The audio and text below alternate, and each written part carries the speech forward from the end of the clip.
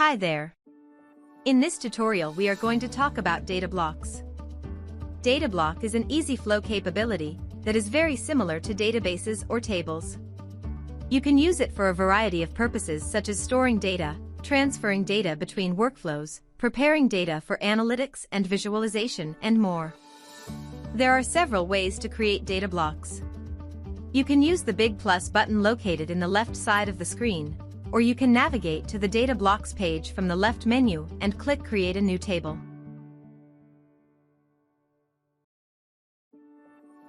The next step is to define a schema of the data block. In database language, it's similar to creating columns for a table. From the Fields tab, click Manage and the Schema Designer will appear. Let's create two keys, first name and age.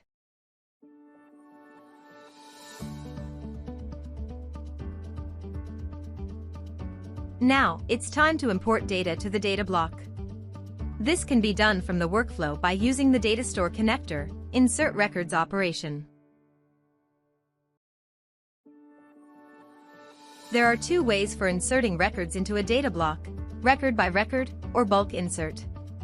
In this video, we are going to demonstrate both of them. Let's start with record by record insert.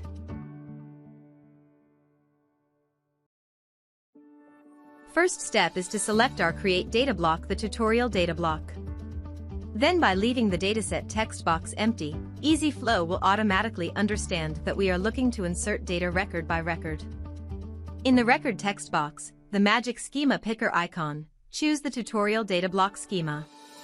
It's the same schema we've defined while creating the data block columns. As you can see, the first name and age appeared in the text box. Let's test the outcome by running the workflow from the Run button. Don't forget to set the connector as a starting point first. As you can see, a single record gets inserted into the tutorial data block. The next example is the bulk insert. For this purpose, we are going to read information from Google Sheets and insert it into the data block. Let's see how.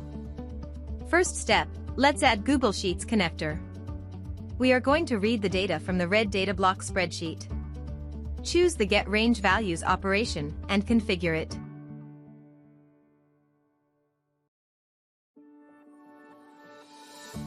In the Range text box, you can pick up the red Databloc spreadsheet using the folder icon without determining any range. This means all the data in this spreadsheet will be captured. Let's check if the workflow is returning data from the spreadsheet as expected. To do that, we are going to run the workflow from the browser. As you can see, the workflow returns an array of arrays containing all the expected data. The next step is to insert this data into the data block as bulk. We need a new data block connector. Insert Records operation.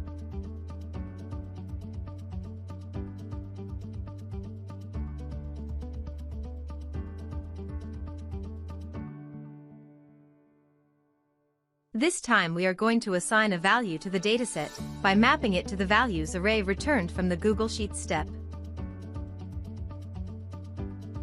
In the Records section, we are going to pick the tutorial data block again, but this time we are going to map the data to the selected array. You can use the help and tutorial for more details.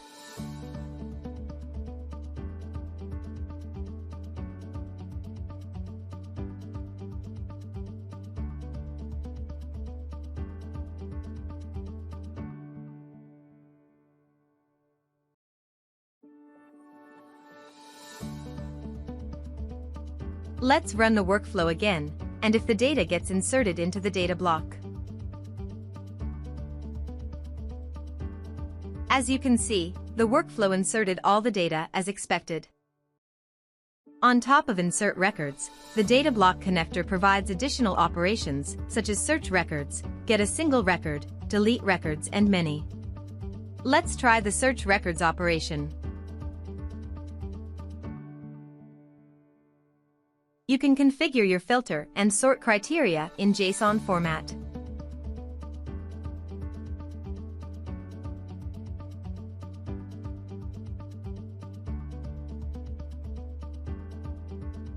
By running the workflow from the browser, you can see the response returns data from the Databloc as array of JSON as expected.